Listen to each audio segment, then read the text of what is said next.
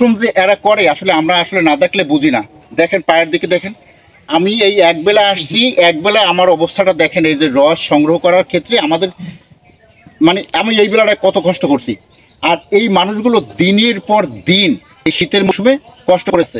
তারা এই ঠান্ডার মধ্যে একবার সকালবেলা সেই কাদায় নেমে কিন্তু গাছ কাটে এবং হাঁড়ি পাতে, আর হচ্ছে সকালবেলা কাদার মধ্যে নেমে নারী পুরুষ সম্মিলিতভাবে হচ্ছে এই রসগুলো সংগ্রহ করে এবং সেখান থেকে তারা গুড় তৈরি করে। যখন 250 টাকা দাম বলে তখন আমরা বলি বাবা এত টাকা দাম, এত টাকা দাম। কিন্তু আমরা আসলে একবারও কল্পনা করি না যে এই গুড়ের পিছনে আসলে শ্রমটা কতটুকু।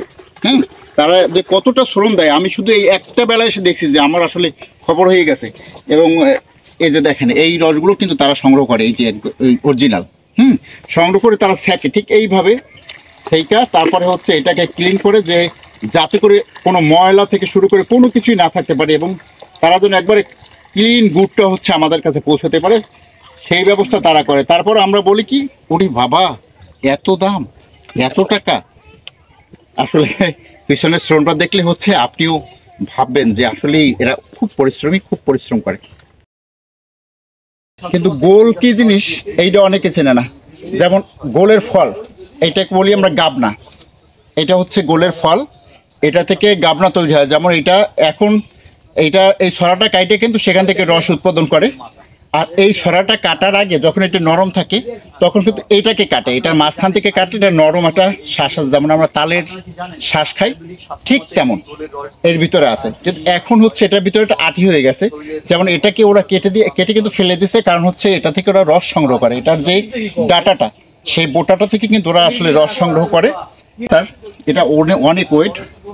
এইগুলো এই পাতাগুলো দিয়ে হচ্ছে আগের যুগের মানুষ, অর্থাৎ আগে আমার বাপদাদার আমলে দেখেছি এই পাতাগুলো দিয়ে হচ্ছে ঘরের ছাউনি করতো। যে আমাদের ঘরের ছাউনি করতো, বর্ষা শীত এবং রৌদ্র এগুলো হচ্ছে আমাদেরকে ছায়া দিত। কিন্তু কালের বিবর্তনে সেই এগুলো এখন আর নাই, এখন হারিয়ে গেছে। মানুষ আগে গোয়াল ঘরে এইভাবে দিত, যে গোয়াল ঘরে লাগাই দিত, বিভিন্ন কাজে এগুলোর ব্যবহার ছিল, কিন্তু সেই ব্যবহারগুলো এখন হচ্ছে নাই। ডিজিটাল যুগে এসে কিন্তু আমাদের এই যে আমাদের গ্রামের যে একটা ঐতিহ্য, এই যে এগুলো একটা ঐতিহ্য ছিল, গোল গাছের এটার ঐতিহ্য, এই ঐতিহ্যগুলো হারিয়ে গেছে শুধুমাত্র আমাদের ডিজিটাল যুগে এসে।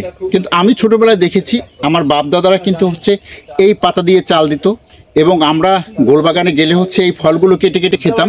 কিন্তু এই ফলগুলো তো এখন কেউ খাচ্ছি না, বরং এর শুধুমাত্র রস সংগ্রহ করার জন্য এই ফলগুলোকে কেটে ফেলে দিচ্ছে। এখান থেকে কেউ কেউ চারা হয়ে গজায়, আবার কেউ কেউ মাটির সাথে মিশে যায়। হ্যাঁ, এই হচ্ছে আমাদের মানে অবহেলিত গোল।